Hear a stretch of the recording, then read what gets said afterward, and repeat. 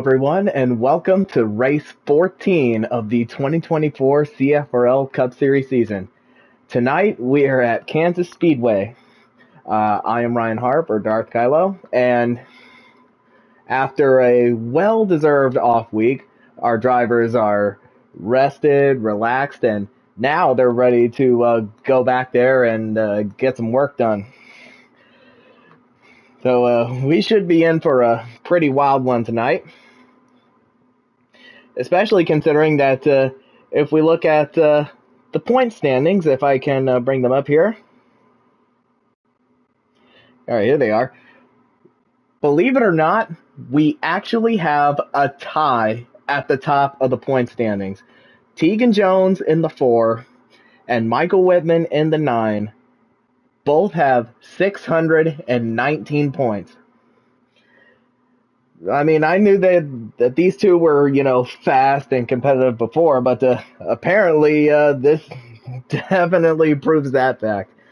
So yeah, going into Kansas tonight, it is a mile and a half, another mile and a half that we go to, but this is a rather interesting one, as this is one of the only mile and a half tracks we run at that has progressive banking in the corners, meaning that the further up the track you go, the greater the degree of banking. And because of that, there is only one preferred line around Kansas in this game, and that is the very top. Now, of course, if you run up there, you will it is the fastest way around, but it's so close to the wall, you're almost on the edge of hitting it pretty much every time. So these guys are going to have to be a little bit careful in how they run their lines, especially up high. And hopefully they can not get into any trouble by hitting the wall. So anyway, as we're getting ready to start the race here, I will go ahead and sorry guys, I will bring up the starting lineup. And qualifying just wrapped up, and we have, I believe we have a new track record holder in Jared Haw with a 30.785 as he will start from the pole. And in second is Bradley Domer Jr. in that 48. Of course, we're expecting him, we expect him to always start near the front. Row 2, we have Spencer Boyce in the 7 and Kevin Hall in the 37. Row 3, we have Kamal Wright in the 10 and Joshua Harris in the 12. So a couple of Fords in row 3. In row 4, another pair of Fords. The 4 Tegan Jones and the 41 of David Wessel. Row 5, we have a pair of Chevrolets. The 9 of Michael Whitman and the 24 of James Iconelli. Row 6, we have Cameron Morris in the 2 and Michael Fox in the 42. Row 7, we have Ryan Parsons in the 14 and J.C. Tirado in the 8. Row 8, we have the 13 of Sal Zavala and the 43 of Matt Connors. And rounding out the field in 17th is the 3 of Kevin Williams. Now, of course, the drivers that I'm going to be looking at tonight are definitely the 4 and the 9, especially that they are at the top of the point standing. So, of course, it should be interesting between the two of them. But I have 2 more guys that I'm going to try to keep my eye on tonight, and that is the 14 of Ryan Parsons. Now, he's starting toward the back of the field tonight, but he consistently has a pretty fast car on the mile and a half, and hopefully he can replicate that strong result at Chicagoland here tonight. And the other one I'm keeping my eye on is, of course, Bradley Domer Jr. in that 48. Of course, he's starting on the front row, as he typically does. But if there is one race that he has not won yet, That is won on a 1.5-mile track. He has won on pretty much every other type of track that we have run here, except for a 1.5 miles. And hopefully, with him starting up near the front, he will sort of break that curse, and tonight will be his night.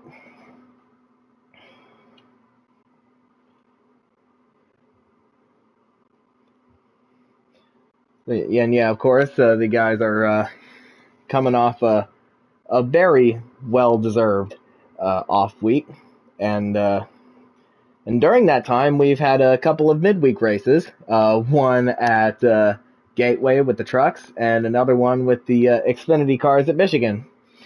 And Tegan Jones dominated the truck race at Gateway. But of course, Spencer was hot on his heels the entire time, but didn't have the truck to make it all the way to the end, which is something that he would definitely rectify for the midweek race at Michigan with the Xfinity cars. As I just got the invite to join the lobby, and hopefully we won't have run into any issues in terms of that. But going back to what I was saying about Spencer and the midweek race at Michigan, he held off some very stiff competition from the 54 of Joshua Harris, as well as the Cup regular of Michael Fox, in a very wild finish in that race. And that ended with Spencer Boyce taking home his second victory of the 2024 Midweek Series season. As I'm getting multiple invites to join the lobby as we speak, but there is roughly 20 seconds left until the race starts up, and I will join in.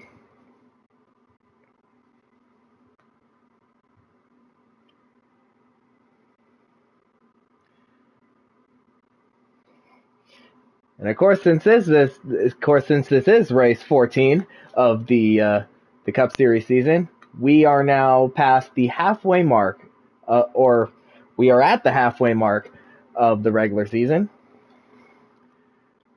And if you thought that the first half of this Cup Series season was pretty wild, wait till you see the second half of the regular season, because it's gonna be a crazy one as we start the final 13 races of the regular season before we get to the playoffs, which is, I believe, if I can, the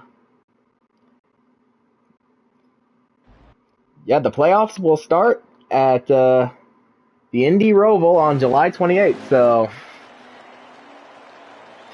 now, of course, a lot of these guys, Tegan Jones, Michael Whitman, Bradley Domer Jr., and Spencer Boyce, the only 4 drivers that have won a race in the Cup Series so far this season, they're safe. They're locked into the playoffs. So now it's up to a lot of these other guys to try and point their way in or win their way in.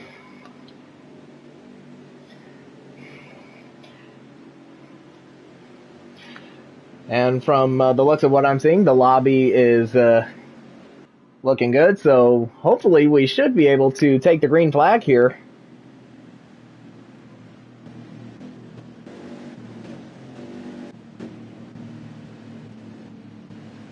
Yeah, everything looks good on Mike's stream, as they're doubling up, getting ready to start tonight's race at Kansas Speedway. 2 Hendrick teammates on the front row. The 88 of Jared Hogg set a new track record, and Bradley Domer Jr., the fastest qualifier in the Cup Series. 13 races down, 13 races to go. Green flag is out. We are underway at Kansas.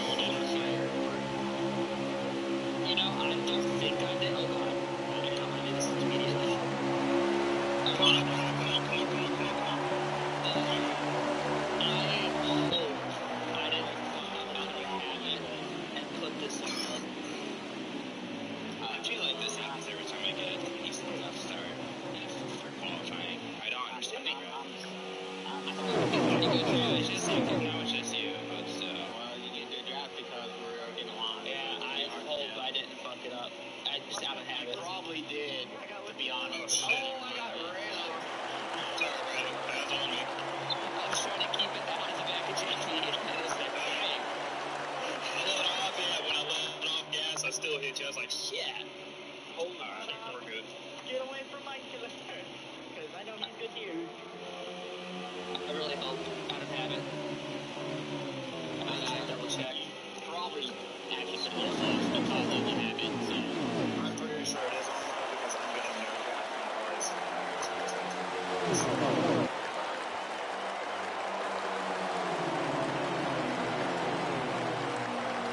And Jared Hall already asserting himself as the car to beat, as the start of the race was pretty hectic there, as Hall led the first 3 laps, and a lot of jostling back and forth between some of the guys in the mid-pack, as they're trying oh so hard to get up to that oh so valuable top lane, because that's the fastest way around. There are even some guys making contact and hitting the wall, as we saw, Harris hit the wall off of turn 4 earlier, and we saw Bradley scraped the wall off of 4 just now. We got a couple more guys hitting the wall. Well, one of them at least, and that is the 10 of Kamal Wright, as they're almost 4 wide back there. I believe that's for 4th place. Oh, we got even more contact. Oh, we got a couple cars around. Yeah, Tegan Jones slid into the inside wall. Started as a bit of contact between the 37 and the 41. I believe that is caution out. Yeah, caution is out. So Jared Hall wins the race back.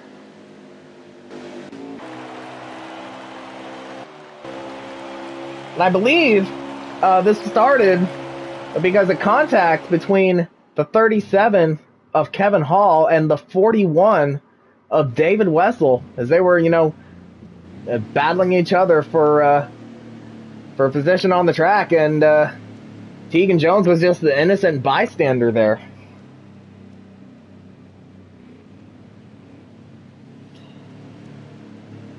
Oh, it was actually because it was a 3 wide situation between David Wessel, Kevin Hall, and Michael Whitman. It looks like Whitman got loose off of turn 2 as pit road is open here. Got down into Wessel. Wessel got down into Jones. Wessel got down into Hall. And there was a stack up in the middle of the pack. And Tegan Jones was just that innocent bystander.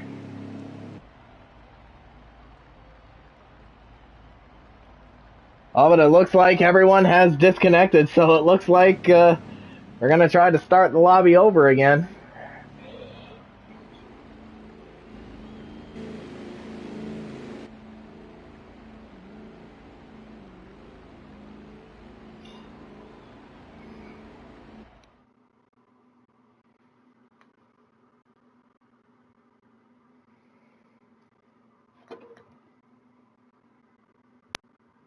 So yeah, before the reset, we were treated to a pretty wild race early on, and all that's left to do now is just to rack them up and go again.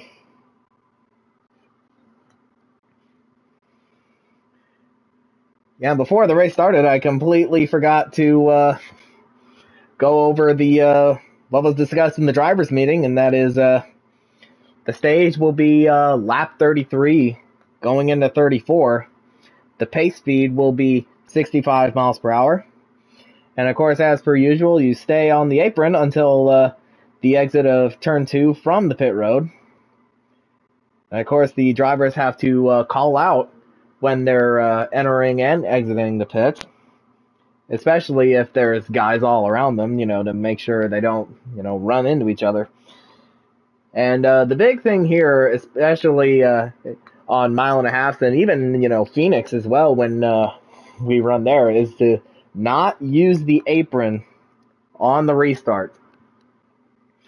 Now, of course, coming back to the line after the restart, you can use the apron, but on the initial start as well as the restart, you can't use that apron.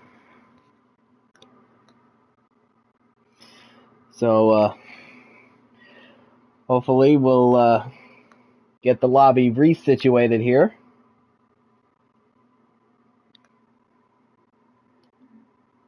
All right, the counter hit 0. And we are hopefully good to go again here. And yep, it is a total redo.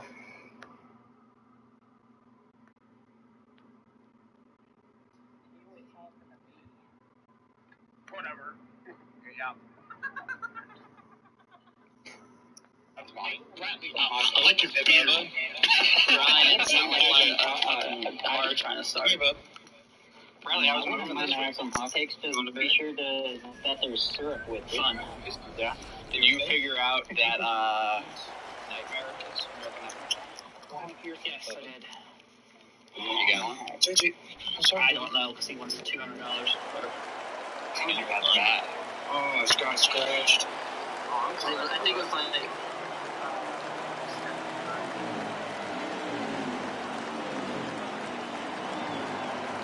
Of course, a little bit of race chatter, or pre-race chatter, I should say, between our 17 competitors here tonight. Yeah, it looks like everything, once again, is good to go. So hopefully, we'll be able to not only get this race started, but to keep the race going.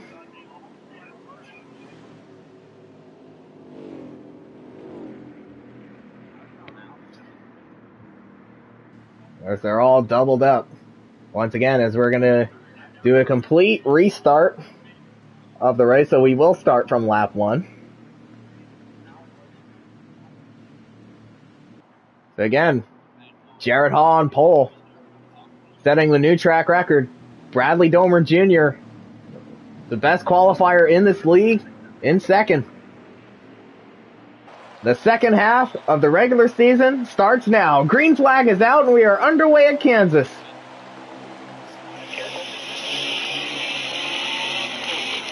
That was a less good start.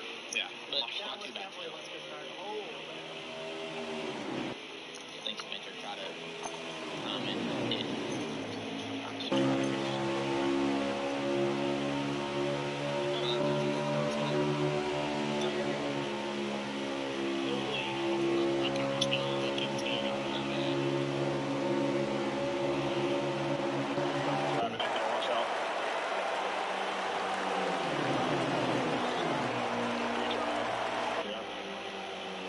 Let's restart. Let's go. Yeah, it's the same. Jesus Christ.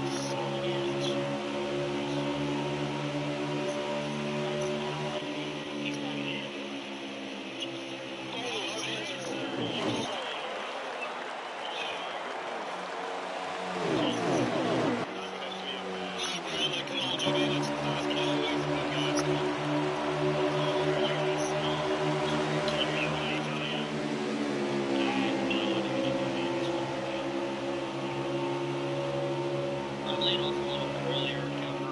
No, yeah, I did too, man. Yeah, you're cool. Yeah. And we'll come back to us, though, and they got all.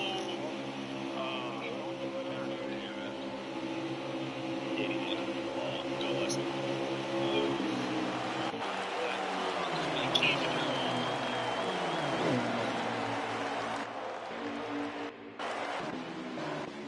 So another pretty crazy start to the race already, and again, like the initial start of the race, Jared Haw staying out front ahead of his teammate Bradley Domer Jr. and the rest of the field as they come up to that oh so valuable high line around here. And of course there was a bit of shuffling going on between the 7 of Spencer Boyce, the 10 of Kamal Wright, and the 12 of Joshua Harris. And as we saw on Mike's camera, Ryan Parsons getting into the wall and Michael Whitman just ramming into him. But of course we still stay green, and it looks like everybody is all settled down once again. As we see Tegan Jones trying to make that bottom lane work. But to no avail, as Wessel gets a great run on the 37 of Kevin Hall. And he's going to have a great line going into turn 2 here.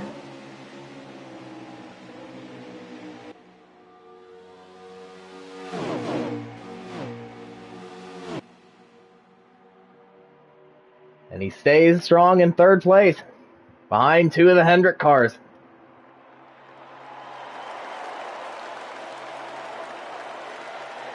And as you see, Jared Haw using that apron, trying to break that draft. that he's given his teammate, the 48 of Bradley Domer Jr.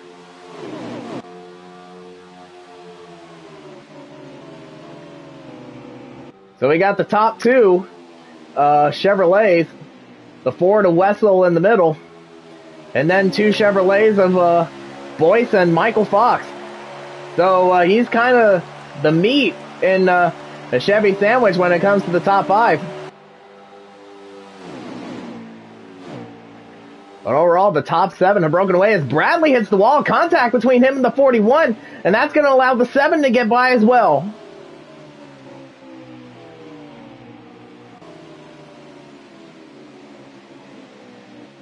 Spencer trying to dive it in there, but Bradley getting the better line, trying to make a bit of a recovery from that little mishap.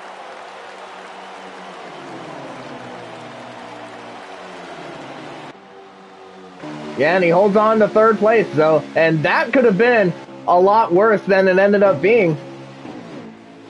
But again, that's the power of the top lane of Kansas. Even more contact between the 48 and the 41.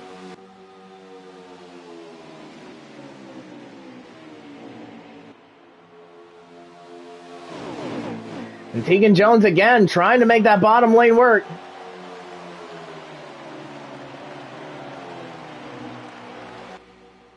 Now look at Michael Fox working his way up to the top five. Or he has been in the top five. He's just gotten around Spencer for fourth. And after all that, David Wessel has actually taken the lead.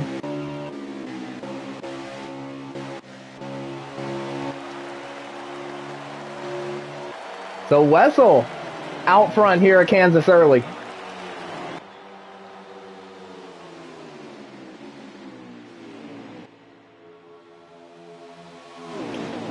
We have about 22 laps to go until the end of the stage here.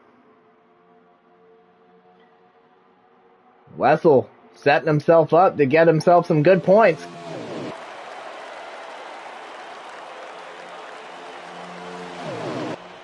Alright, so we have the top 7 in the lead pack. Then we have the 10 of Kamal Wright, who's sort of like in no man's land between the front pack and the second pack, led by the 9 of Michael Whitman. There's already some shuffling up at the front, as we saw. I believe it was the 42 and the 37 taking it 3 wide with the 7 of Spencer Boyce, and now Bradley has dropped even further back. Now he's at the back of this train.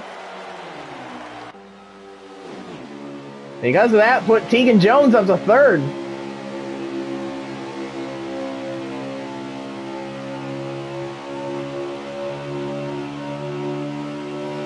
And Tegan Jones, who started 7th, has already gained 4 spots, so yeah, you know he's going to be a threat to win this race, as he is for pretty much every race we've had this season.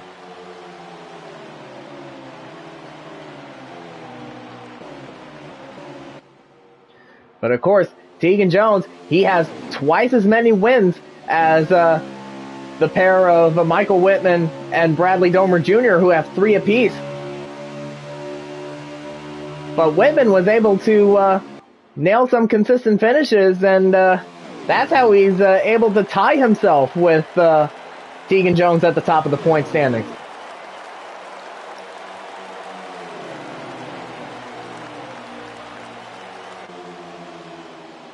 And of course, as they're running right now, you see these guys, you know, they run the high line for pretty much 95% of the track. The corners and the back straightaway. But as soon as they come off of turn 4, they all dive down to that apron and try to make that track as short as possible. And it looked like Wessel might have scraped the wall there. And as I said, they all go down to the apron there as they come off of turn 4 to set themselves up to enter the corners on that high line.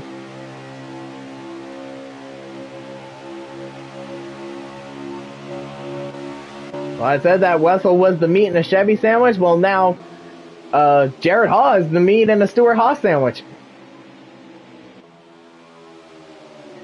And the top 4 is the pattern. Ford, Chevy, Ford, Chevy.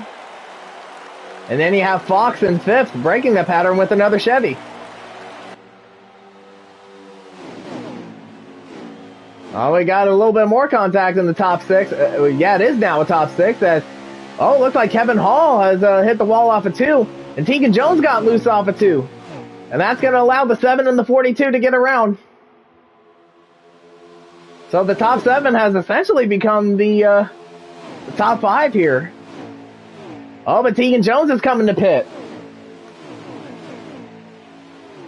Yeah, Tegan Jones is coming into pit. With 15 laps to go in this first stage.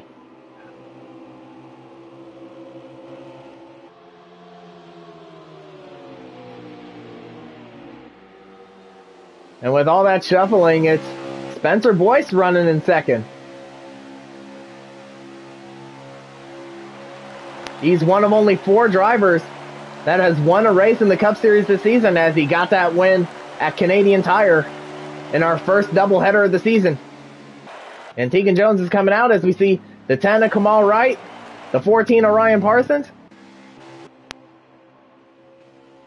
and the 43 of Matt Connors coming in for their scheduled stops before the end of the stage.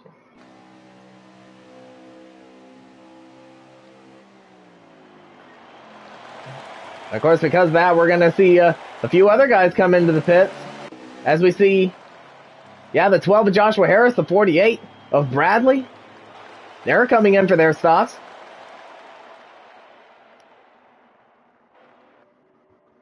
Oh, we got a battle for the lead between the 7 and the 41. Spencer up high, David Wessel down low. But Wessel just hangs on to it. But Spencer's trying to do the crossover move on him. Yeah, but Wessel's going to have that preferred line going into 1.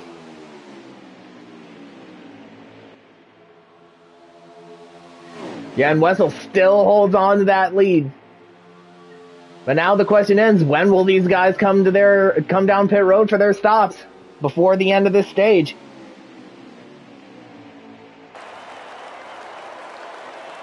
And for one of them, the answer is right now, as the 42 of Michael Fox comes in.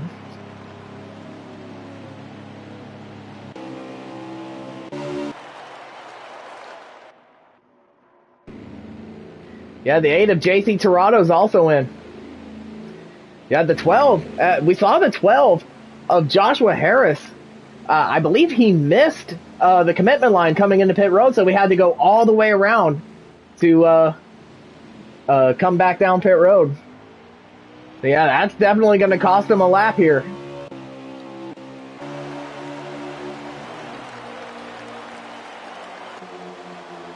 Maybe even a second lap as we see the leaders coming up to him here.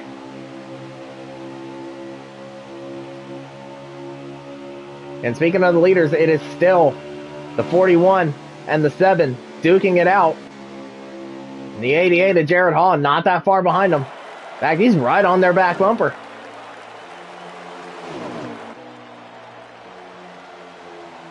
Of course, Harris might be used as a pick here to have Wessel prevent Spencer from making any moves on him. But of course, Harris has those fresher tires, so he'll be able to stay at least 1 lap down. And because of that Ford Alliance, Wessel might use the draft off of Harris to his advantage. I believe either the 24 or the 13 are in. No, it's actually the 3 of Kevin Williams that came in for his scheduled pit stop.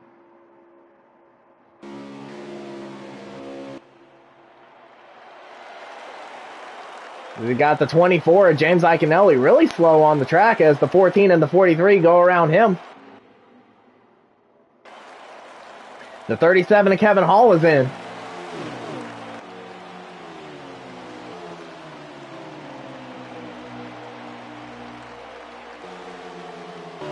Yeah, your top 3 is still 41, 7, 88 as The 7 just dove it down into turn 1. Tried to make it stick, but David Wessel was able to take the lead back. And now Jared Haas trying to do the same thing, unless he's coming in for his stop. And he is, and so is David Wessel and Spencer Boyce coming in.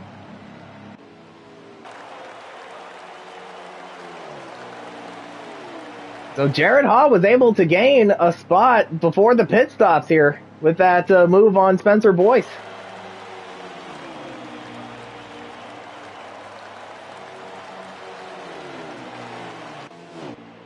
Because of that, the lead at the moment goes to the 2 of Cameron Morris. But it looks like he's going to be coming in for his stop right now. And he is. And the 9 will follow suit.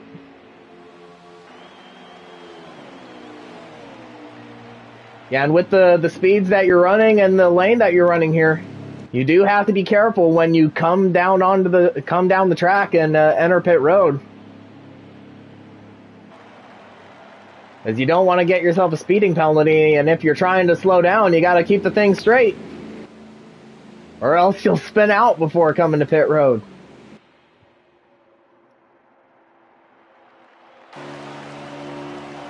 And for some of these guys, is because we're coming to the end of the stage, it looks like they're going to be taking only 2 tires and fuel.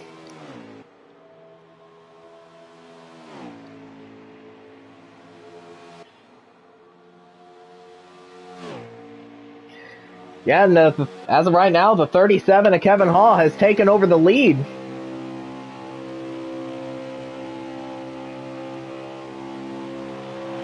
So could he use pit strategy to his advantage and get himself some stage points?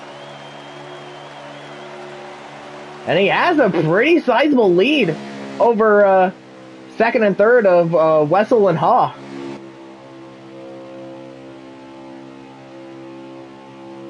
But I think Hall might have taken 2 tires and fuel, but Wessel and Haw might have taken 4 tires and fuel. As we have 4 laps to go, coming to 3 laps to go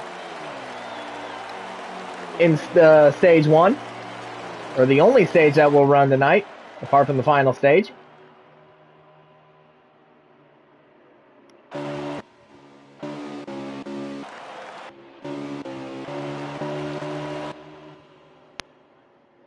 We're going to keep an eye on Kevin Hall here, your leader, but it looks like the 41 and the 88 are gaining ever so much, or ever so little, on the 37, but with 2 laps to go here, they might run out of time. They might be too little too late here, unless the 37 makes a mistake.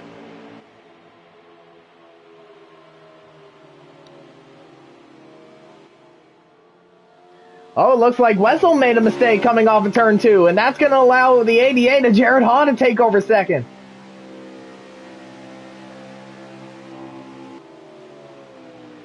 Yeah, and because of that, the stage will be Kevin Hall's for the taking, but he has to complete this 1 more lap in the first stage to claim those oh so valuable stage points.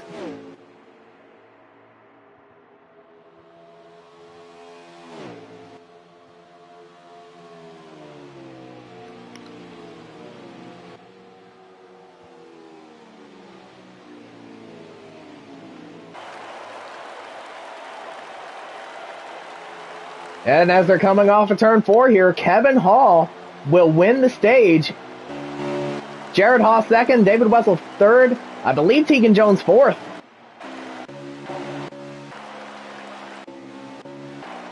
If I can find him here. Yeah, Tegan Jones fourth, Michael Fox fifth. And the caution is out. Spencer Boyce sixth, Bradley Domer Jr. seventh, Kamal Wright eighth, Michael Whitman ninth, and Ryan Parsons 10th.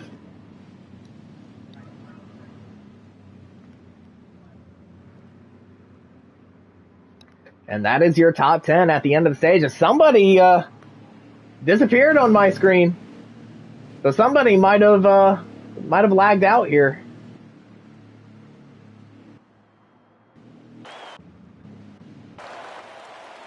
And it's the 13 of Sal Zavala.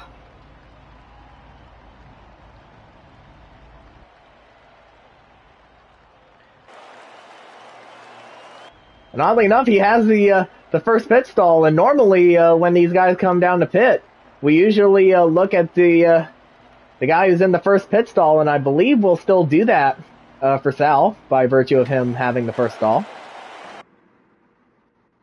And something's up with the 3 of Kevin Williams as he's sitting on the inside wall off of turn 2 down the backstretch.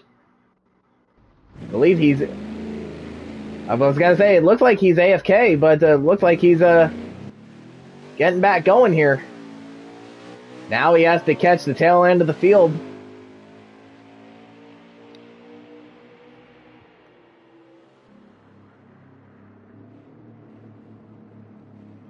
And I believe pits will be open this time. So Kevin Hall using the pit strategy, which is, I believe, a 2-tire stop to his advantage to get himself the stage win and get him 10 stage points. And that'll definitely help him out once we get to the playoffs here, as yep, pits are open and everybody's coming in, or everybody should come in. And yet, everybody's coming in.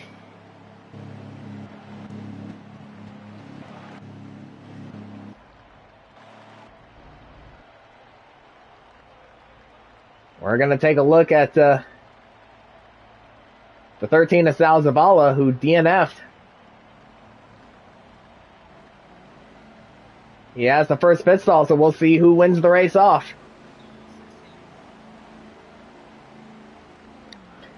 And it should be a safe bet that everybody's going to be taking 4 tires and fuel.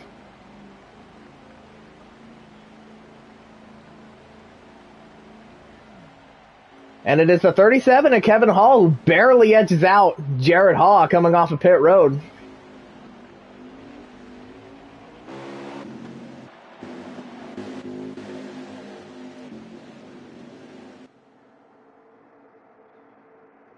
So everybody pretty much comes out in the same order that they came in.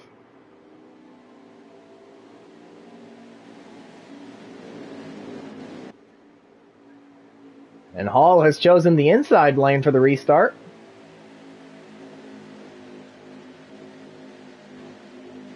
And of course, if he can get a great jump, he can just hop onto the outside line right away.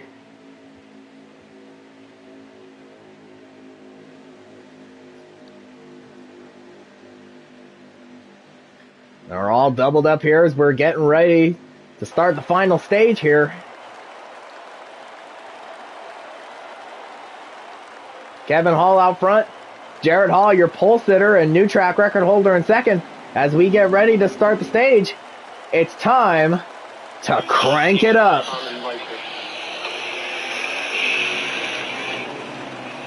wait, fuck. I'm sorry. I almost jumped the start because I fucking wasn't paying attention to the yellow wall. I was looking at the lights below it. That Acon's lagging out. Of course.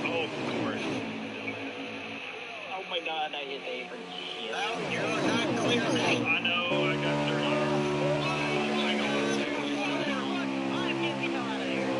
Come on. Batman, get alone. Get my lead. How did I know?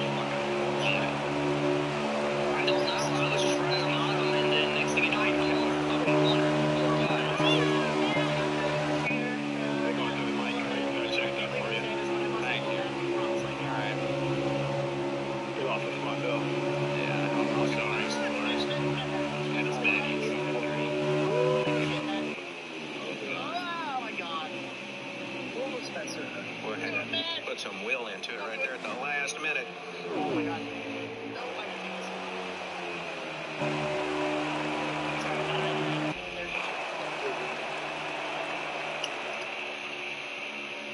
Try to do that. Okay, I ran a 6:58 and 9 was even out of the throttle going across the line.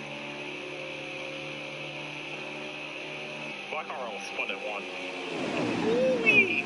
I got the real. Oh my god. Crap is crazy.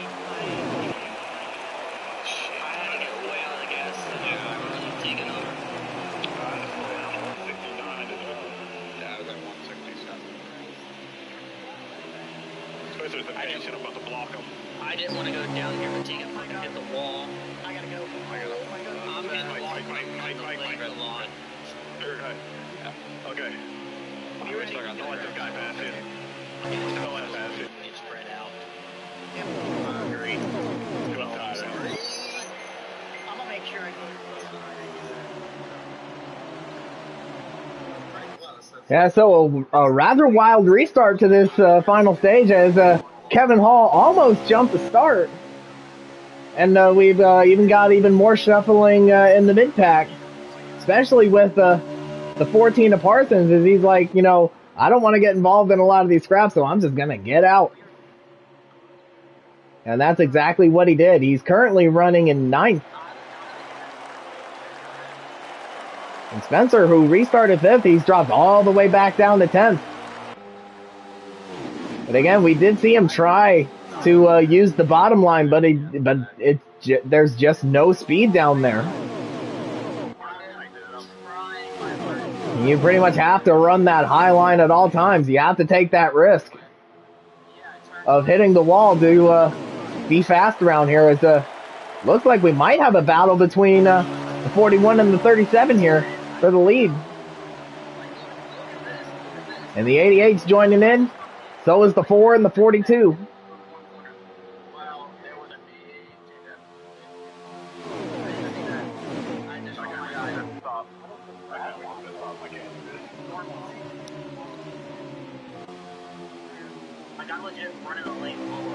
And now we're getting a side-by-side battle for second almost between the 41 and the 88.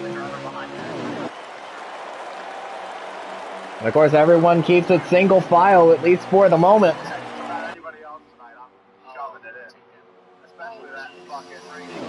We have 91 laps to go in the race.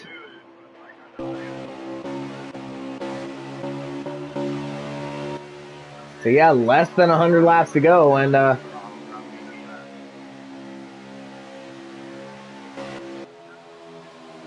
course, there's still plenty of time for these guys, especially in the mid to back of the pack, to make some moves.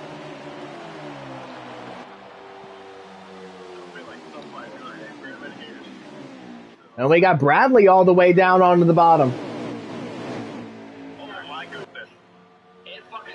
Yeah, but he tries to get back in line. He almost chops the nose off his teammate, Michael Whitman, in the 9.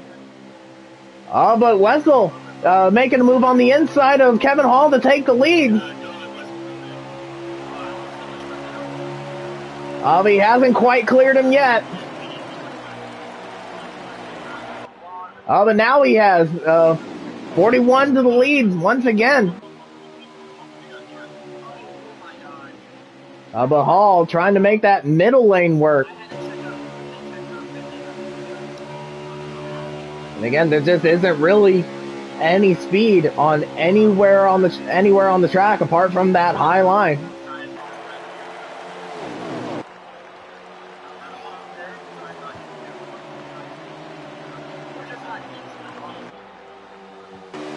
I believe the 41 might have moved the 37 out of the way, or either tried to make that high middle, low high line to his advantage.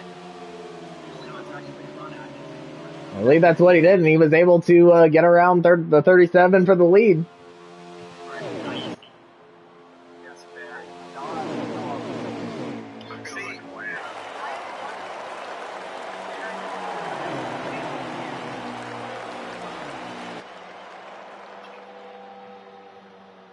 I'm gonna be looking up the points here for just a brief second.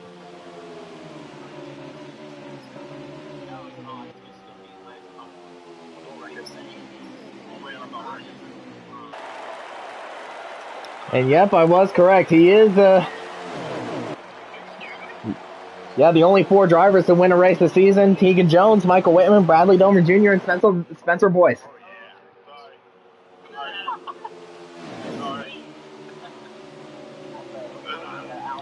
And of course, guys like David Wessel and Kevin Hall and even Michael Fox, like, they are in the playoffs at the moment, but they are, on that bubble. as Kevin Hall is, 67 points above that cut line. He should be, okay, but, guys like Michael Fox and David Wessel and Kamal Wright and Kamal Wright, they are about like less than 30 points above that cut line. And, with an entire second half of the regular season to go, anything can happen, especially with, points mattering now more than ever in this series. Now, of course, if you win a race, you are still, automatically locked into the playoffs. But, with those points, a regular season championship is on the line. As Hall, again, still right on that back bumper of the 41. On the 88, thought of making a move, but ultimately thought better of it. There may have been a checkup between the 88 and the 4. Of course, that is the battle for third place.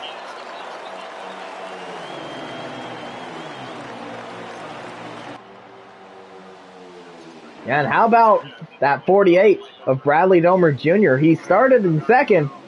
He dropped to about 7th or 8th by the end of stage 1. But now he's worked his way back up into the top 5. And Michael Whitman, who finished 9th in that first stage, he's up there running in 6th, right behind his teammate.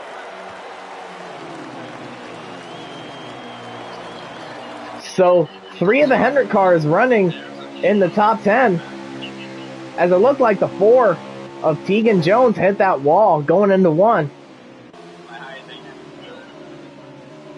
But he's still able to hold on to 4th. Oh, but the 9 looking to make a move on the 48. And the 10 of Kamal Wright right behind him. And of course, that 10 of Wright, one of those guys who is, on that bubble, hovering roughly 22 to 25 points above that cut line. And of course, that disconnect with 3 laps to go at Richmond a few weeks ago, about a month ago now. I'm sure he would love to have that one back. But it might come back to bite him as we come down the stretch. But of course, the 10 has a fast enough car to get himself into the playoffs. He just needs to, stay consistent and just hope that his internet doesn't give up on him. And the ladder is definitely of the utmost priority for that 10 car.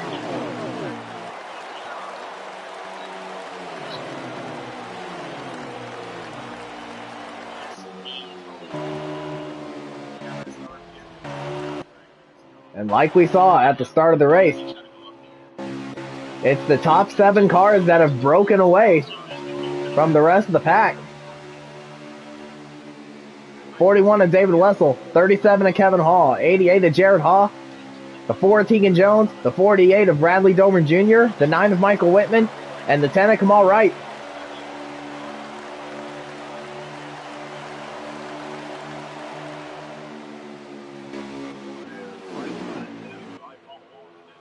And then you have that second pack of 4 cars led by the 12 of Joshua Harris.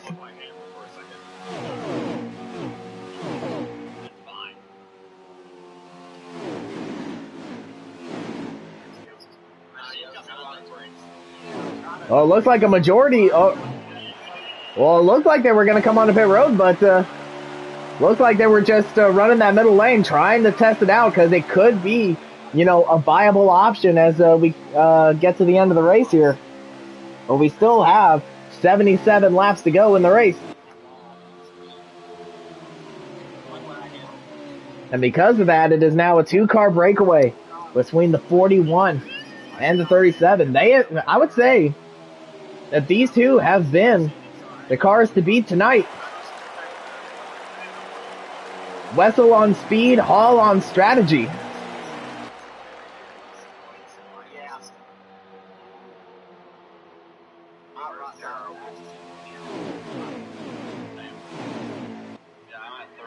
Yeah, but it looks like the 88 and the 4 are trying to crawl their way back into this fight.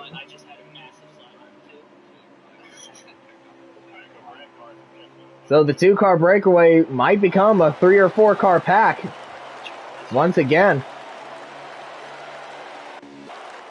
And it looks like the 9 of Michael Whitman has gotten around the 48 to take over 5th place. So put the 9 up into the top 5.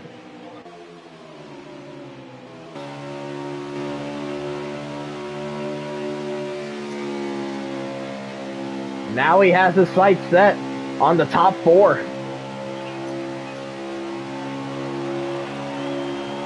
And of course, if they're shuffling the way that they are right now, he might catch up to this pack sooner than he thinks.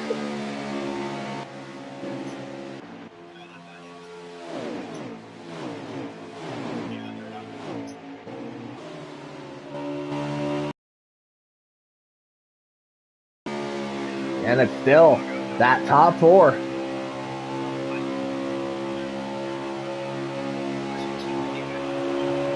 Trying to find a way, like every which way, to get up front and stay up front. But it's still all that 41 of David Wessel holding down Pat.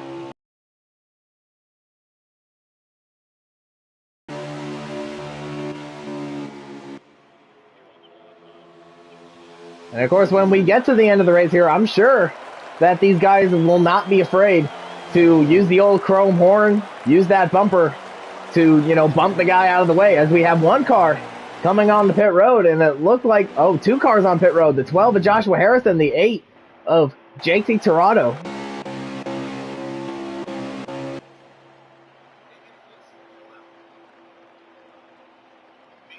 Yeah, the first cars in this cycle of green flag pit stops.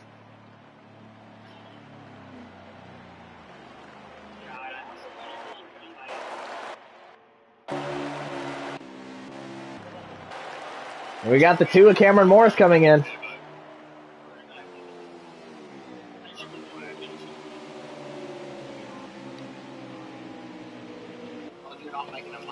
So now with this pit strategy coming into play, you got to wonder, when are these guys going to come down pit road as, Wessel takes to that bottom line. 37 will follow suit, and they're going to be coming in. Oh, Hall hits the wall. He slides down the track, and he hits the wall coming onto pit road. That might cost him some time on the stop if he has damage to repair. And the 7 and the 42 are following suit. I believe the 43 is there as well.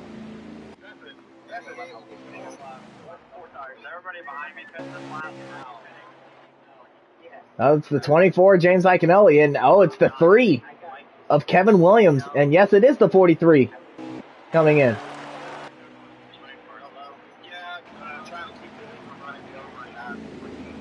And yep, Kevin Hall did have to repair some damage on pit road, and that's going to cost him 2 spots here. And that cost him 3 spots.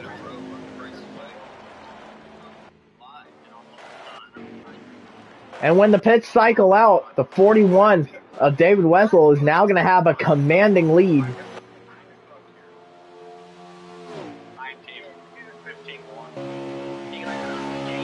So yeah, we had the 4, the 48, the 9, the 88, the 14, the 10. They're all coming in for their stops, and they're all coming out now.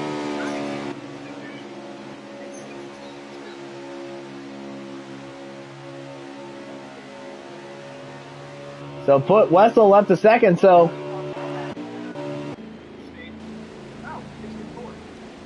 actually up to third, as the 4 and the 48 were running first and second when they were coming in.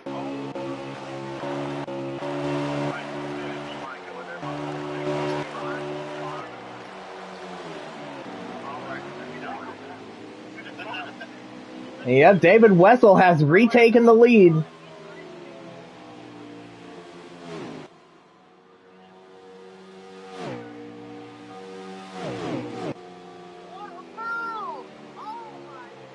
looks like Michael Whitman has now moved up into second place. So yeah, Wessel with a very big lead over second place Michael Whitman.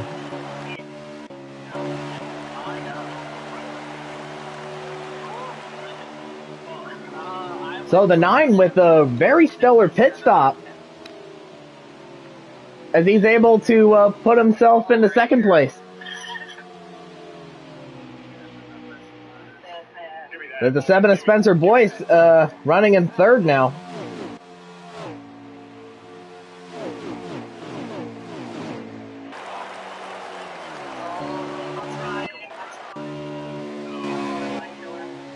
And with that damage that he had to repair on pit road, Kevin Hall, who was running in second behind David Wessel, now he's nearly half a lap behind. So as I was saying earlier, you had to be careful coming off the track onto pit road to either not speed or keep the car straight in order to not spin out and hit the wall. And yeah, that's exactly what happened to the 37.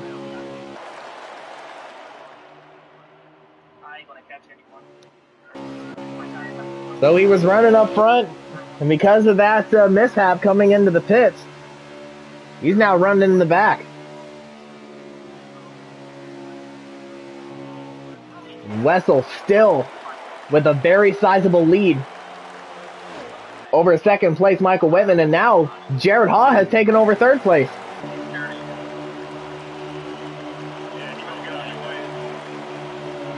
And Tegan Jones might take over fourth here.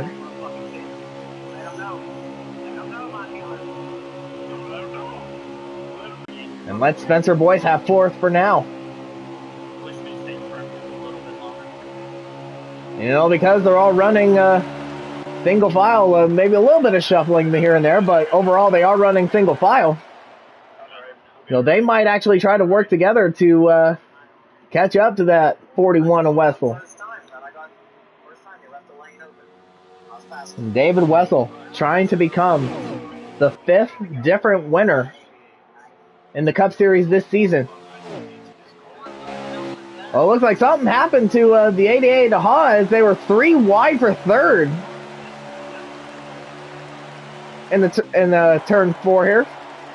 Oh, we got Spencer Boyce in the grass. That's going to move Tegan Jones up to fourth place.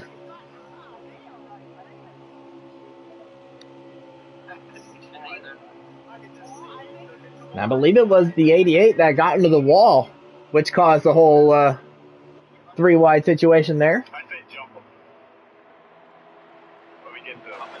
And I'm sure they lost a little bit of time to the 41.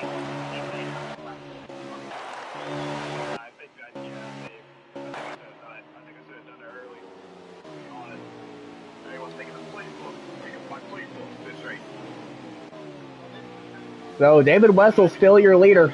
Michael Whitman second. Jared Haw third. Tegan Jones fourth. And Spencer Boyce, your top 5.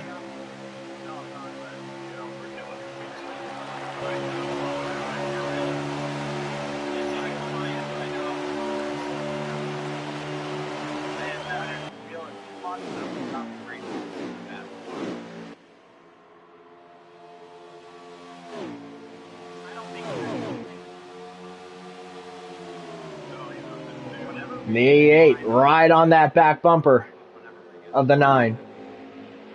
Well, it looks like the 88 was riding the wall there. And that's going to lose a bit of his momentum. And that's also going to allow the Tegan Jones to try to make a move up high. But Haw still hangs on to third for now.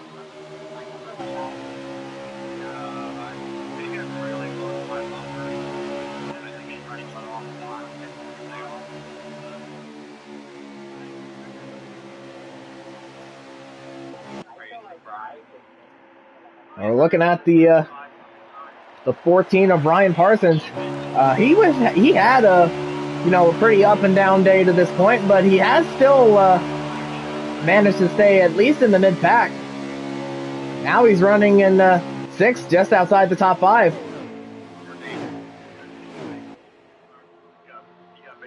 And of course, he finished 10th in the stage.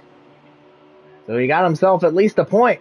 As Tegan Jones trying to make the inside lane work on the 88 of Jared Hall, but he gets back in line.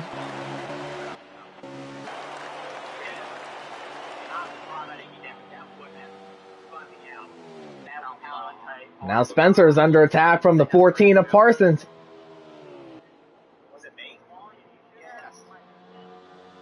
He's trying to hold on to his top 5 spot.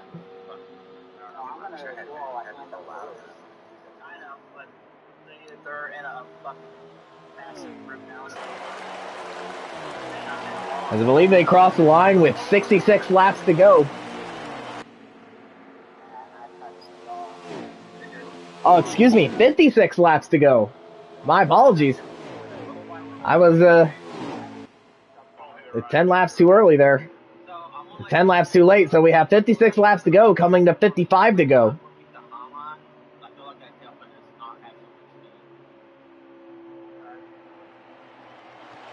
And Wessel still has a pretty big lead, but I think his lead just got a little bit smaller. As the 9, the 88, and the 4 are starting to sort themselves out here and run single file. That way they can work together to try to catch that 41.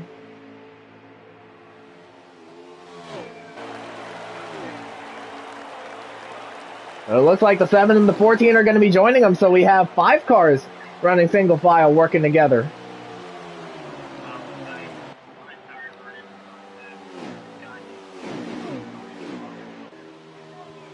Now we got the 14 of Parsons running that inside lane.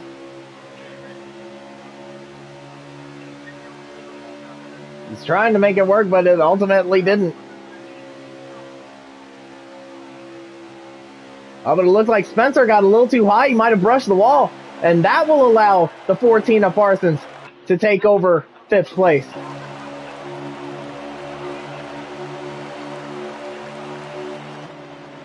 So yeah, it looked like Spencer Boyce got too close to that wall and he started riding it.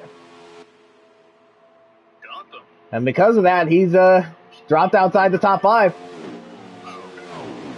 Now it looks like the 10 of Kamal Wright's going to make a move on him. So move the 10 up to 6.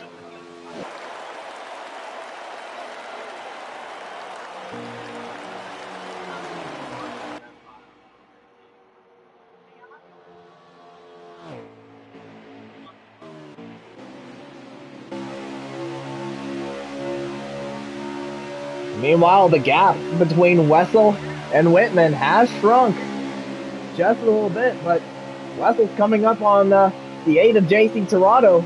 Coming up on lap traffic here. How will he play a factor in this?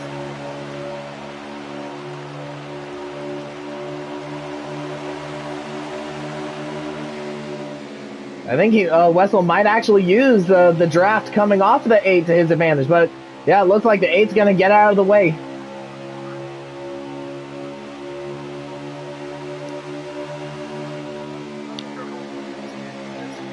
Yeah, the 8 gets out of the way for the 41 as it looks like, yeah, he's going to get out of the way of everyone else. As they cross the line with 50 to go. So there's still plenty of time for the guys out front to make a move. And now Spencer is falling behind that pack of 5 cars.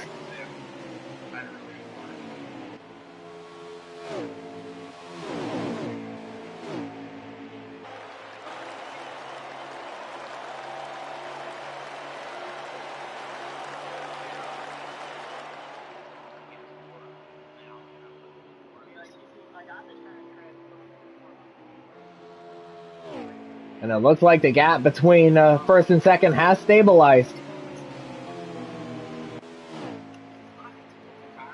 At this point, if you're running single file and you're not making any real progress on that 41, the only way to beat them is through pit strategy.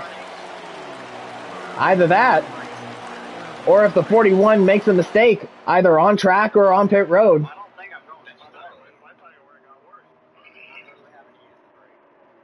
Yeah, the 8 and the 3 came on pit road, so it looks like we might see another round of green flag pit stops here momentarily.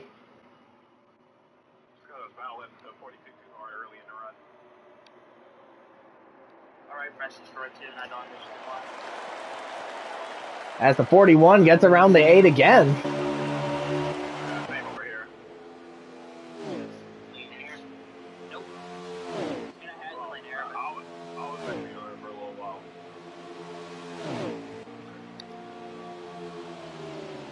The gap is still about less than a second.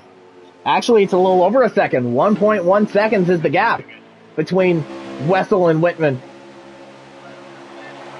And now 2 of the Hendrick cars have broken from the rest of the pack.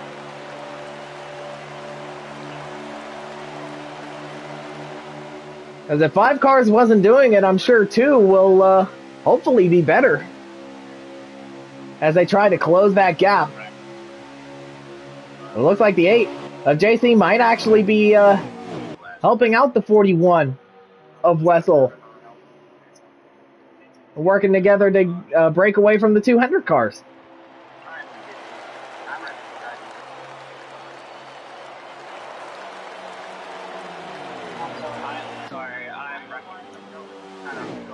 We now have 45 laps to go. These guys have roughly 5 laps of fuel left.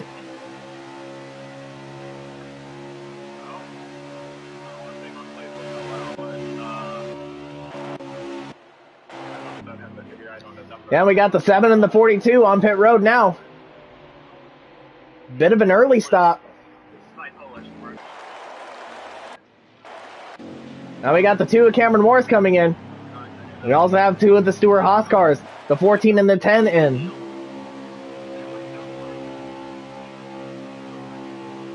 And now it looks like the 41 has let the 8 get back around him.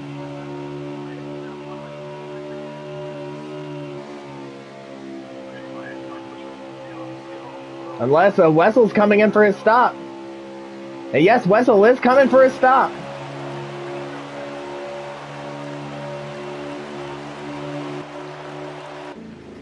So put the 9 and the 88 out front.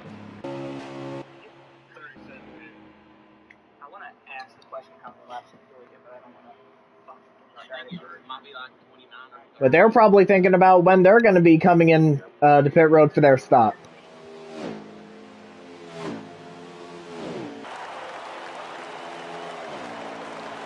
And I'm sure the 4 of Tegan Jones definitely thought of that as he's coming in for his stop.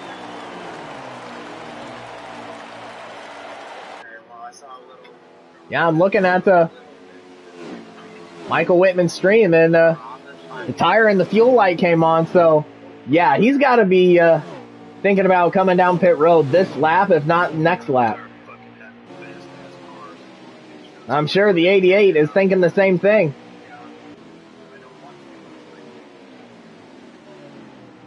And yep, they are both coming in, as is the 43 of Matt Connors.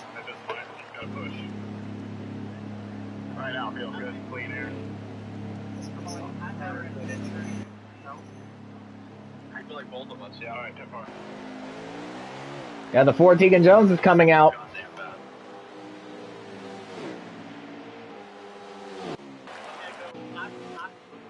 And I believe Wessel will cycle back out into the lead. Oh, great fucking stop, guys. Perfect stop. Hey, I like our I'm hearing the audio from the stream. Whitman has a 16-second stop. So, yeah, a pretty slow stop for the 9 team.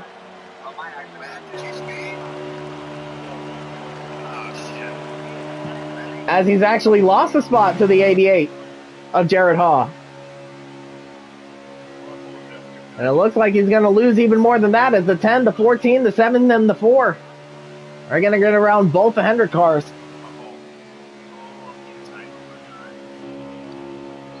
And yep, David Wessel has cycled back out into the lead.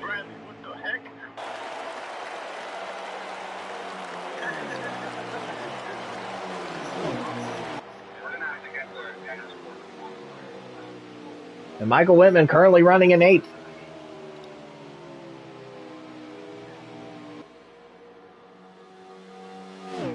So another really sizable lead over the rest of the pack. And I believe it's even larger than the last cycle of stops.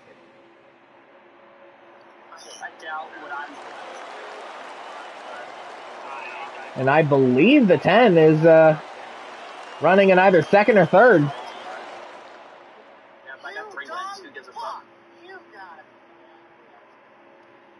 Hold on, let me see here. I want to get this right. As the 10 gets around the 48 of Bradley.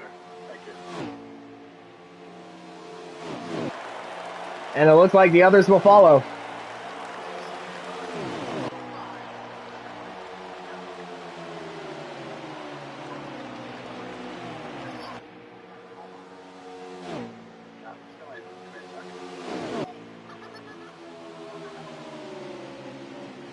And yeah, Bradley was for position.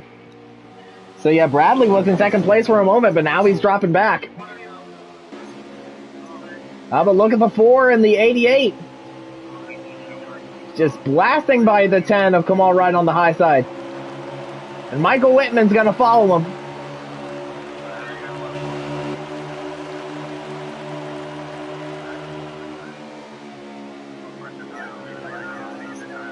But Tegan Jones is taking a lower line, and that's going to allow the Hendrick cars to take advantage.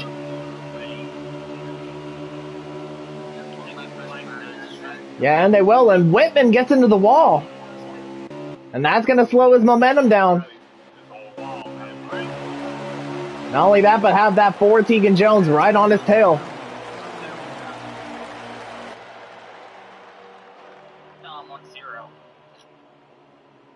He's driving on the rail. Sorry.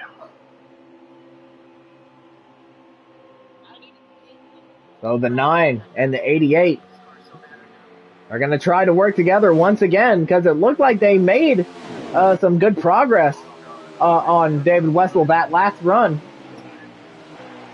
And now they're going to have to try it again here. It looks like the 4 might join them in that effort.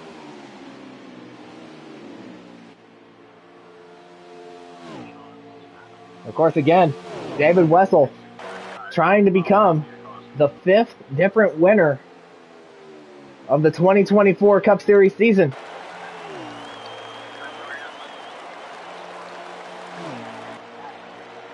As he'll cross the line with 34 laps to go.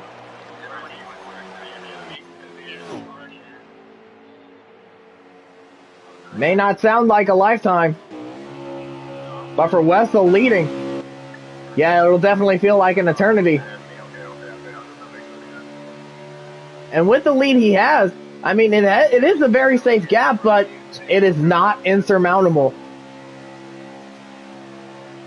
Like, he just has to run his line, not make any mistakes.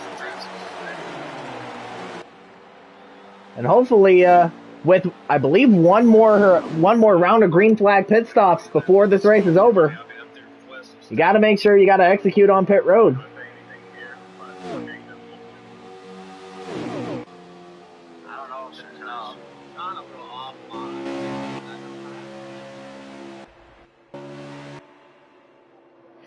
Meanwhile, you have that pack of 4 trying to chase that 41 down.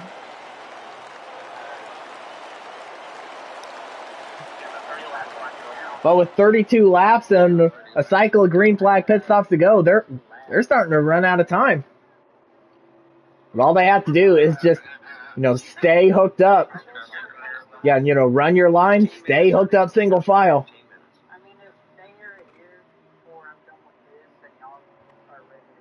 And hopefully, you can make a charge at that 41.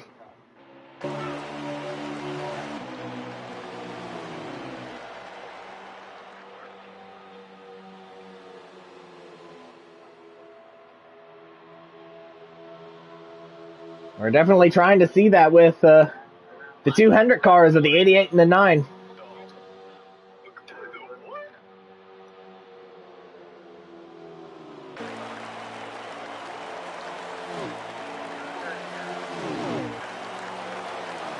Yeah, but that 41 has had the car to beat.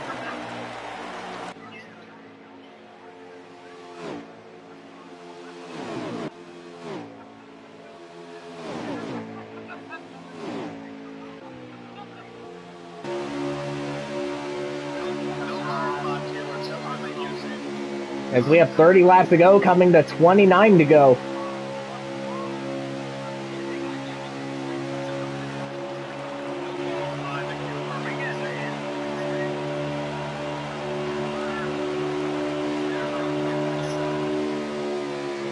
And Deacon Jones, he wants to get a piece of that action as Whitman tried to make a move on the 88 because the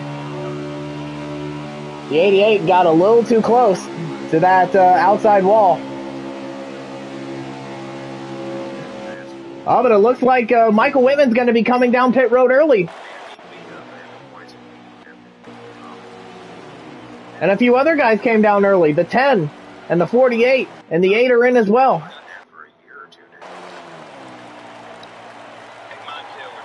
Now, of course, we saw this at Darlington as Michael Whitman came down pit road before anyone else.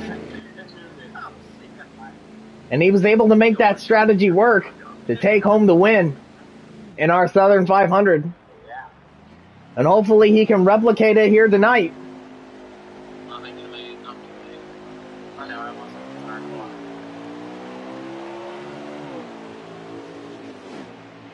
And coming down pit road early, try to take advantage of the fresh tires you have now. That way you can gain more time while the others come down to pit.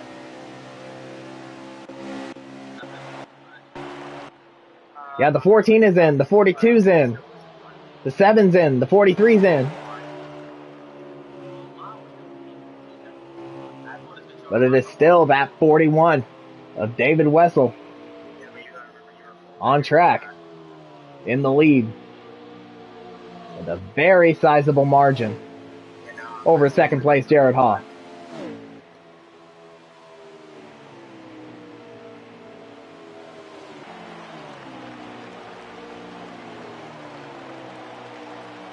But I'm surprised that he hasn't reacted to Michael Whitman's early stop. To sort of take advantage of those fresh tires now. But I think Wessel might have a car fast enough to not even worry about coming down pit road early. As he can come down when he wants to. Or really when he has to. We now have 25 laps to go.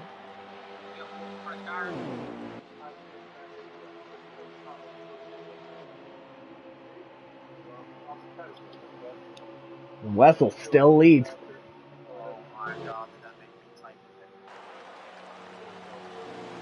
Oh, but it looks like the both the 10 and the 88 and the 8, sorry, looks like they have lagged out.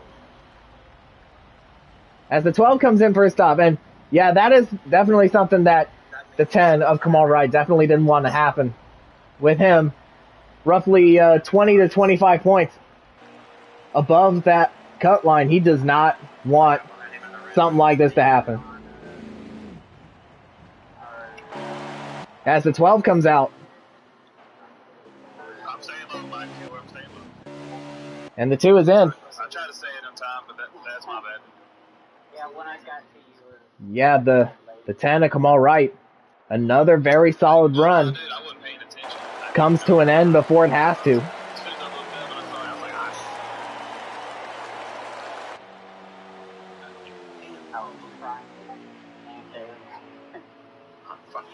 And Michael Whitman now running in 7th place. Of course, he made that early stop.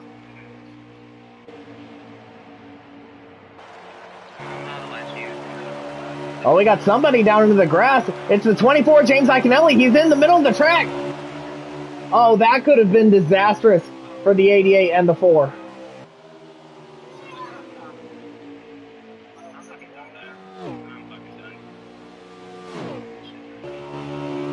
So yeah, a very close call for the second and third place runners. As yeah, because of that, now they're going to come in for their stop, or at least the 88 will come in for his last stop.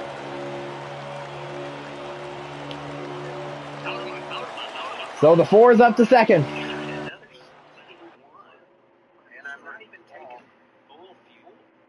And Wessel gets around the 43 of Matt Connors.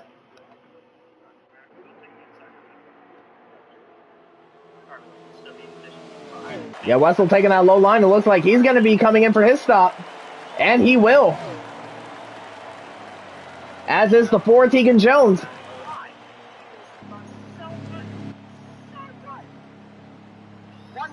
Yeah, so we'll see what happens here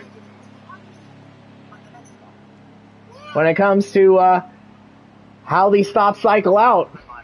Especially, again, with Whitman taking the same risk that he did to Darlington and pitting early. And using that speed of his fresh tires to his advantage. So a massive undercut if he can try to make it work.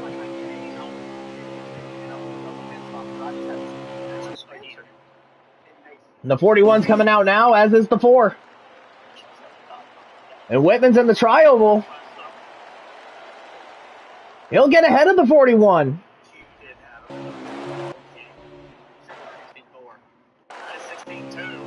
So Michael Whitman, again, using a massive undercut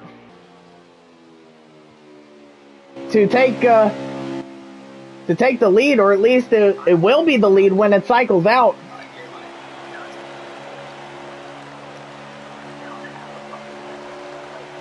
And he is now running in second place, the 37 of Kevin Hall. He still has to make a stop.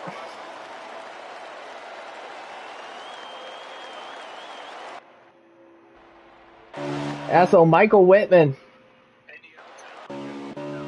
who's your provisional leader at the moment. Of course, currently running in second place, the 37 still has to make a stop.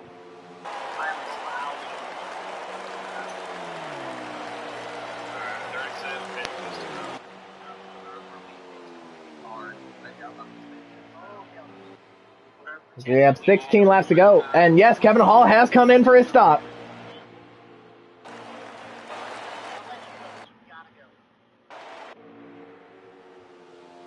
Yeah, so that means the pits will cycle out and Michael Whitman will be your leader. And yes, Whitman has taken the lead with 16 laps to go.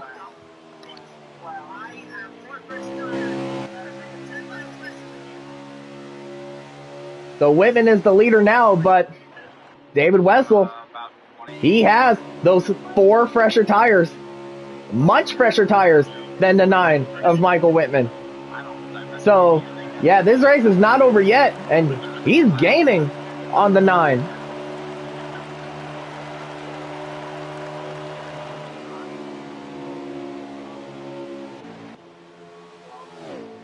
But of course, catching them is one thing, passing them is another.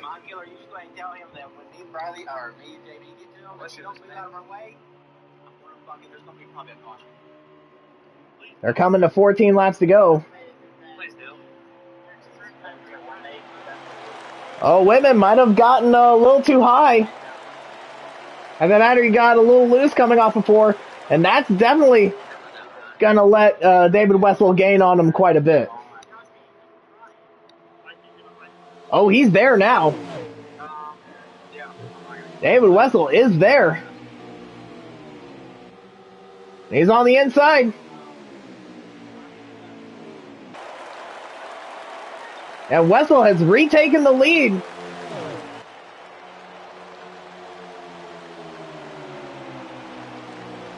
Yeah, but Whitman's going to try to hang with him.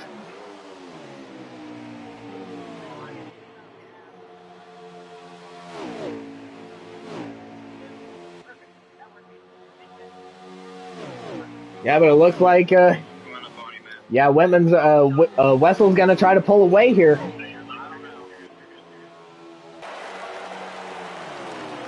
Well, 12 laps to go, and yeah, Wessel has definitely pulled away now.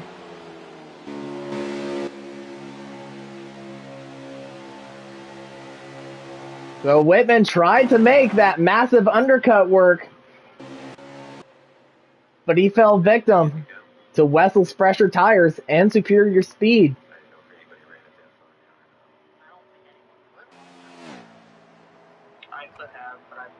But he's still going to be set up for a really good points day if he can hang on to second. We have 11 laps to go now. But he has the 4 of Tegan Jones running in third. He too has much fresher tires than the 9. So he might have something for him as we come down to the end of the race here as they cross the line with 10 laps to go.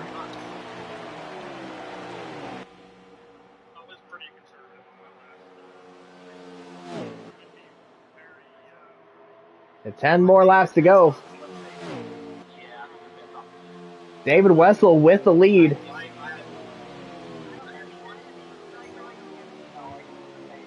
As he made the overcut work.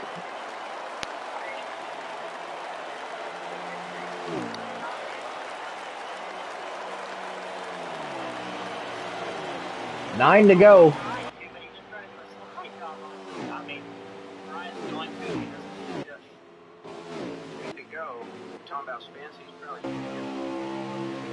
Yeah, the 4 of Tegan Jones has gained on the 9. So he might pass Whitman for second. To make it a Stewart-Haas 1-2.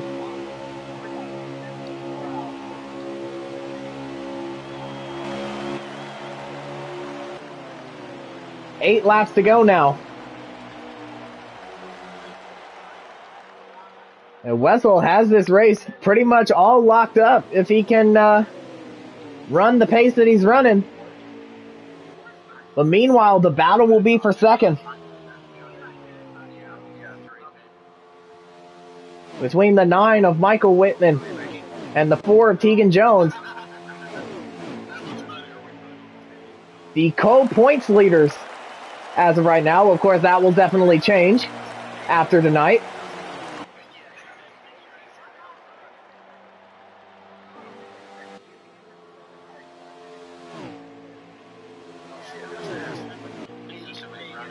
Yeah, Tegan Jones is right there now. He is right on that back bumper of the 9. As he's going to pull the same move that Wessel did on Whitman earlier, use that bottom line and cut off his nose. And yeah, Tegan Jones will take over second.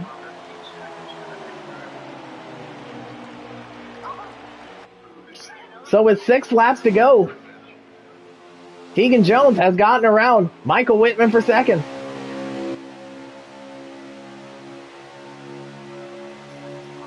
Yeah, but Whitman is one that will not be denied, as he's still on that back bumper of the 4.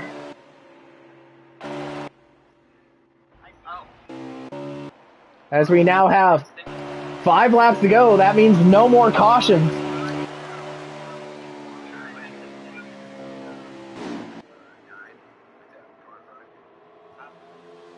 And Jones has pulled away from Whitman a little bit. So he's trying to distance himself from the 9.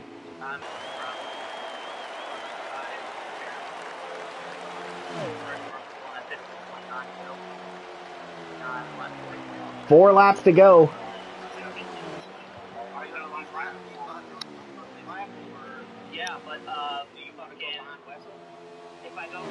An overall dominant performance from the 41 of David Wessel. He didn't even need to save fuel this time. And he didn't even need to use his shifter to do it. 3 to go.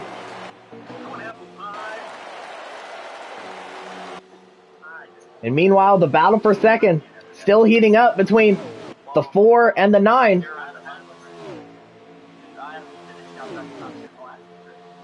Tegan Jones may have pulled away from Whitman just a little bit, but Whitman's still there, just in case Jones tries to make a mistake. 2 laps to go.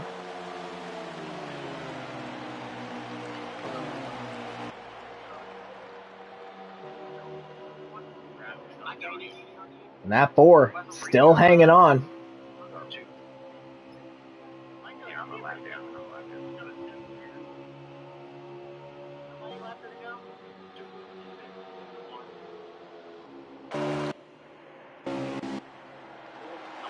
As we're coming back up to Wessel here, as he takes the white flag, 1 lap to go.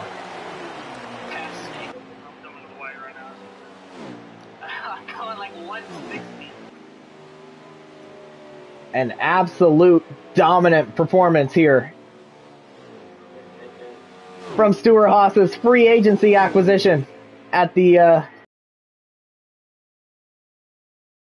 as he comes off of turn 4, he will be the 5th different winner in the Cup Series this season. David Wessel wins at Kansas.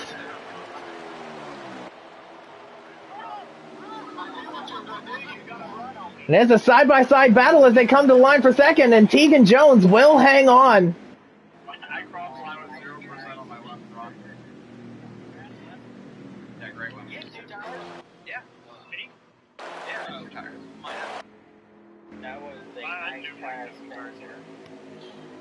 So David Wessel, what a performance from that 41. It seems like that when he took the lead, with the exception of, the cycle of green flag pit stops, like he just never let it go.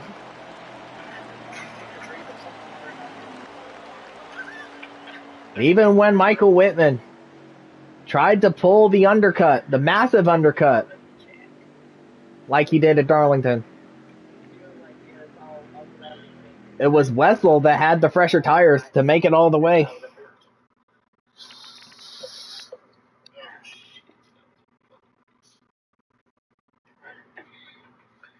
The track's fun.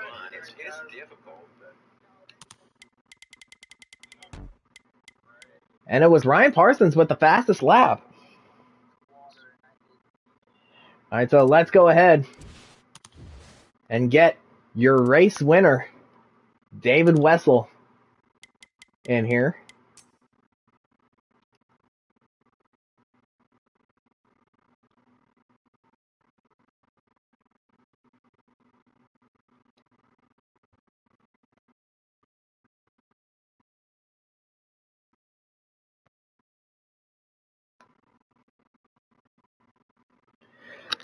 Yeah, and there he is, your race winner, David Wessel. An absolute dominant performance from you. And it looked like when you took that lead, with the exception of, the cycles of green flag pit stops, like you never let it go. Like, what was your secret to this absolute dominant win? It wasn't really a secret. I was just kind of running. I noticed that I was like able to gain more time on them from pitting, like maybe a lap or 2 before them, and even with like their big pack that they had, I don't know if they weren't able to get formed up completely or what, but they weren't really gaining that time back on me. And then like a lot of this started just because I pit from the lead with the pack, so I ended up pitting a lap before everybody else because they saved from being behind me. And then that just got me ahead. And Kevron, unfortunately, he was quick too. He probably would have been up there with me, would have been fighting for it, but he sped on pit road when we pit, so we lost him. And then I was just able to maintain the lead from that first pit stop that I got, and just had pretty good entries and decent pit stops. Like my first one was about a 15.4, and then the ones after that they were like 15.8s. But it was a pretty good day. Yeah, it was a pretty good day, not only for you, but Stewart Haas Racing, as your teammate and team owner, Tegan Jones, finishes behind you. How does that feel, knowing Stewart Haas having a dominant day overall? And I'm just glad I beat Tegan finally. No, it was good today. It sucks for Kamal, lagged out again. Wish he would have gotten to finish. I know the other SHR car, Ryan, he was having some issues with the 7, I guess, which I guess we all do week in and week out. So. And yeah, of course, you are now the 5th different winner of the 2024 season, locking yourself into the playoffs. How does it feel knowing that you're pretty much locked in to go for a championship? It feels good to be locked in. I was right there down the cut line on points. I think I'm like ninth right now. So it's good to get locked in. I was really kind of in the mindset that I didn't think I was going to win a race this year unless it was on a super speedway. And we got Talladega coming up next week, and I'm really glad that I was able to get that now and get it out of the way. Well, you were able to get it out of the way, and yeah, it earned you a playoff spot. So congratulations on your dominant win, and we'll see you next week at Talladega. Thank you, Kylo. Have a good night. Same to you.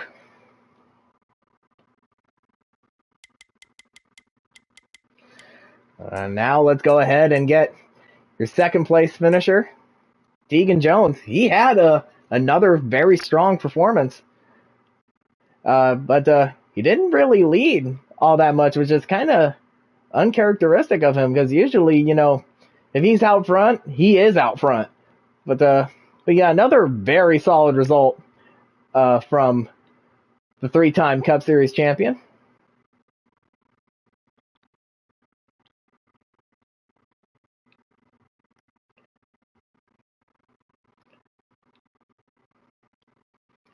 The invite is out.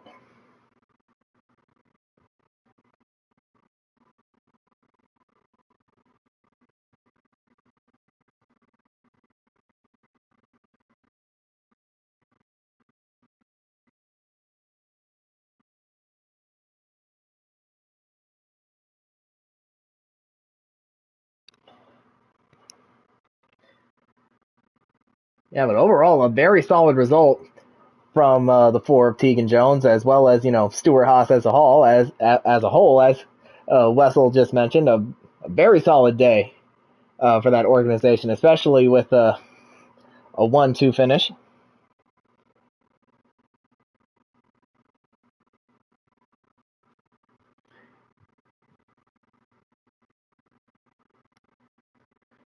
I will go ahead and send him one more invite, just in case.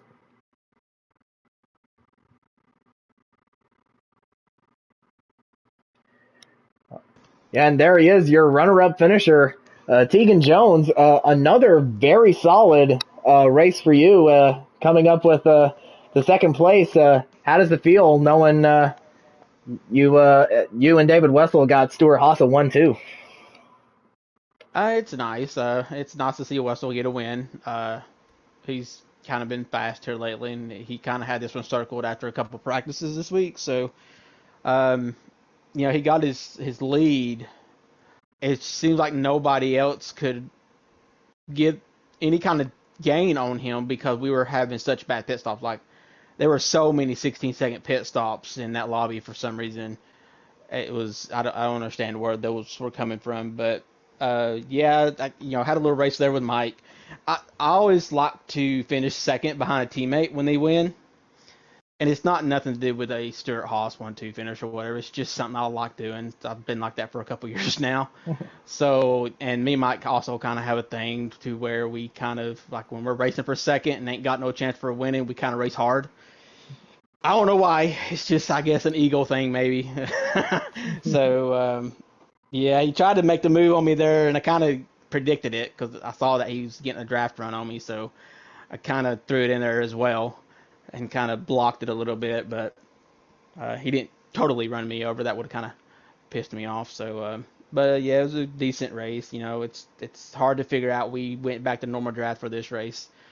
And everybody's so close that it kind of creates another Talladega and Daytona and Atlanta situation where everybody's just together. There's a lot of lifting, but the only difference is you can't make moves here because it's so top line dominant. So I don't know. If we run this again, we may have to go to low draft. I don't think it's going to fix the issue of having to lift so much, but maybe it'll slow us down a little bit. So I don't know. Like I said, congratulations, Wessel. Stuart Haas was looking pretty good for top 5 finishes there till Kamal lagged out, and Ron had a little incident with Spencer for the last 10 laps of the run. So I'll take my top 2 and know that pit strategy got me again this week and learn from it next week. So, well, not next week, but on a track where I guess it matters because we're at Talladega next week. So Yeah, speaking of which, it's Talladega's next week, and our next no bull race this season. So a lot of points are going to be on the line for pretty much everyone. And of course, Talladega, it is, a very draft dependent track, and we are going to see guys running single file pretty much the entire time, like we saw tonight. So, like, do you have like any like different strategy heading into Talladega compared to Kansas? I, it's got to where we don't even discuss strategy for Talladega or Daytona as a team anyway because we all can't get on at the same time and discuss it. So I don't even try. It just seems that we do good once we get in the race and kind of figure each other's shit out and kind of get in sync. So I still think that we're eventually going to lose one. We're going to get beat on our own game at our own game, where we're going to get beat with some bullshittery at the end of a race or something. So, but we had a good run with it. So It'd be fun to watch next week. Congratulations on your runner-up finish, and we'll see you next week at Talladega. thanks, Kylo. Yeah, no problem.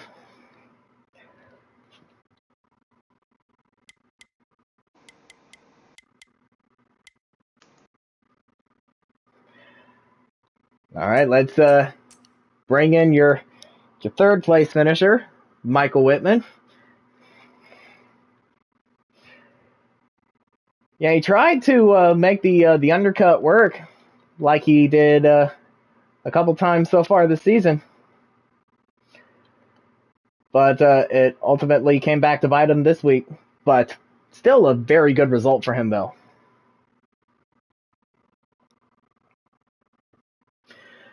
Yeah, there he is, your third place finisher, Michael Whitman. You were, I would say, you were, up and down throughout the entire field. But when you got to the front and tried to make a massive undercut like you did a couple weeks ago at Darlington, it ultimately came back to bite you. So, like, how did the race look from your perspective? Bad. I mean, I took two tires, so that's why it looked as bad of the executed undercut as it was. 'Cause I took two tires. I didn't take. Everybody else in the field basically took four.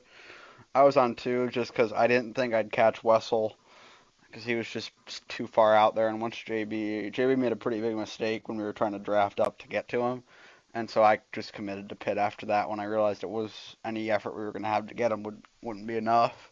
So I took two and about like 28 to go, and I mean it kind of net me out in the same spot. I was third when I pitted. I finished third, so can't be too mad at that. Unfortunate how the stage went. Not or getting maybe like 2 points in that because somebody got the wall in front of me and I got damaged, so definitely slowed me up. But can't be mad at the third. Just keep churning out top threes. We'll get to where we need to be. And of course, we go from a small Talladega tonight, and we go to Talladega next week. But of course, since Yeah. you won the Southern 500, you're gonna have some bonus points on the line for you. Like, what's your game plan going into Talladega? I don't know. I never actually really fared too well at those super speedway races in the Cup Series. I've won a lot of them in the lower series and in other leagues and whatnot, but in our Cup Series, I never really can get it done there. So my goal is just to stay with the draft and stay with the top group. And if you stay with the lead group, you're gonna give yourself a chance to win at the end. Hopefully my teammates are there with me. Hopefully we can get one of them that doesn't have a win yet, a win if that's possible. But if not, I'll definitely go for the win and try to get that extra no bowl prize. Yeah, of course, that's going back to the end of tonight's race, and I didn't really, like have it on my perspective, but I did watch your view of it on your stream. You had a pretty intense dogfight with Tegan Jones down there at the end. Did you think you could have got him off of turn four, running side by side? Um, I was gonna try a slide job and he moved down to try to block that, so I didn't necessarily expect him to do that. and I got into him, and I kind of just let off after that. I didn't want to just run him into the wall for second. That's not no point in that. So I tried. I made a lunge at it, and I got into him a little bit and gave him a tiny shot, but I didn't want to just lay it on his door and try to push him up into the wall for second. So we definitely had an intense battle. He made a pretty sketchy move on me to get that spot, and so I was trying to return the favor with a slider, but he did a pretty good job defending that, and I didn't want to junk him for second. Yeah, but it's still a very solid day for you. Congratulations on your bottom step of the podium here tonight, and we'll see you next week at Talladega. Yeah, we'll take it. Hopefully, I'm talking to you again this time next week. Yeah, I hope so too. All right, see ya. Thank you for doing it. All right, see ya. All right, now let's get your fourth place finisher in here. And that is, hold up, I kind of messed up there. And that is Mr. Jared Haw. So he started on pole, and he had a very solid day as well, but he was ultimately no match for the dominance of the 41 of Wessel.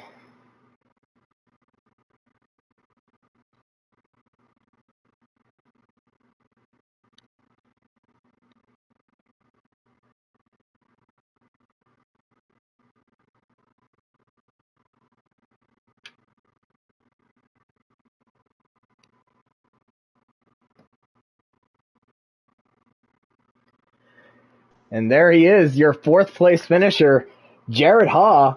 I mean, he started on the pole, was setting a new track record, and it looked like you had the car to beat, but you were ultimately no match for the dominance of David Wessel. So, do you think you could have had something for them there at that stage of the race? Um, Probably not. Wessel was pretty far out there. I mean, if him and I were maybe on the same exact strategy and I could have stayed with him, but my car in traffic got a tiny bit too loose. Tire wear was exact opposite of when I was out in clean air, and then when I was out in clean air, I was just too tight. Um, just couldn't find a happy medium balance between the two, but overall, good race. Just David was crazy good. Congrats to him. Glad he got a win there to lock himself in the playoffs. But yeah, had a fast car, just didn't have the right strategy. Yeah, and but it was a very solid day for you regardless. You know, you're fifth in points. You're 100 points above the cut line. So, yeah, I'd say you're pretty safe when it comes to pointing your way in to the playoffs as we start the second half of the regular season here. Yeah, I'm not too worried about being able to point my way in. Just really need to start getting some playoff points here because it's going to be pretty tough once the playoffs start just to stay up with everyone. I'd really like to start racking off some wins. Feel like I've had a couple opportunities slip away at the beginning of the season, and these last couple months have not been very kind to me. It's pretty nice to get back-to-back top fives, finally starting to get some momentum going. But yeah, hopefully we can get a little bit more consistent speed, get some better strategy, and maybe pull off a couple wins here soon. Well, we can't wait to see what happens there. Yeah, congratulations on a very solid top five finish, and we'll see you next week at Talladega. Alrighty, thank you, sir, and thank you for broadcasting. Yeah, of course.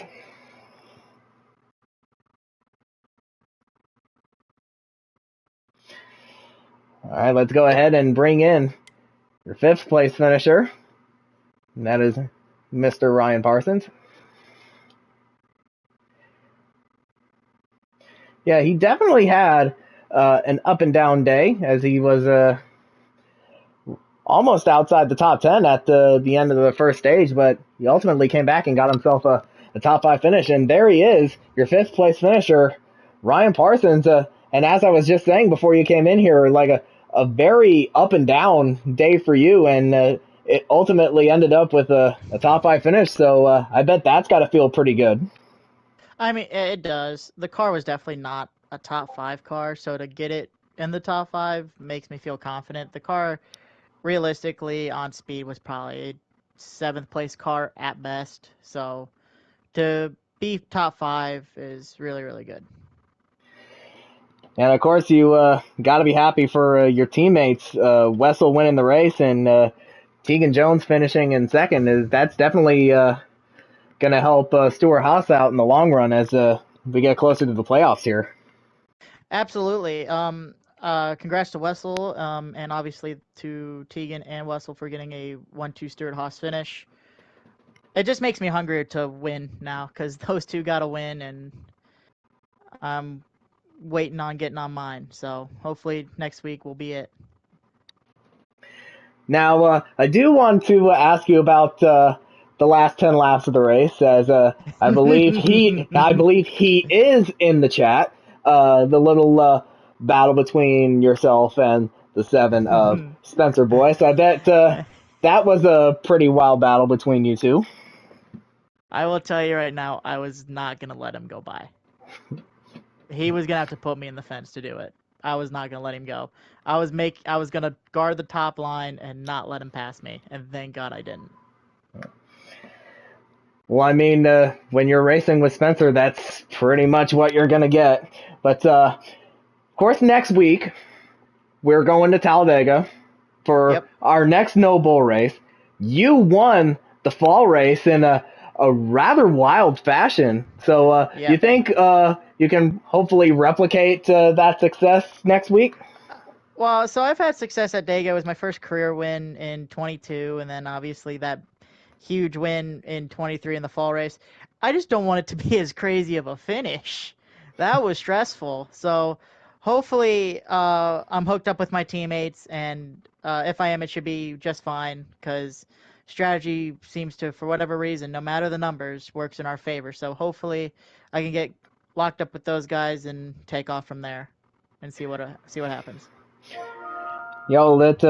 It should be fun to see what happens next week. But Parsons, congratulations on your top 5, and we'll see you next week at Talladega. All right, thank you. All right, no problem.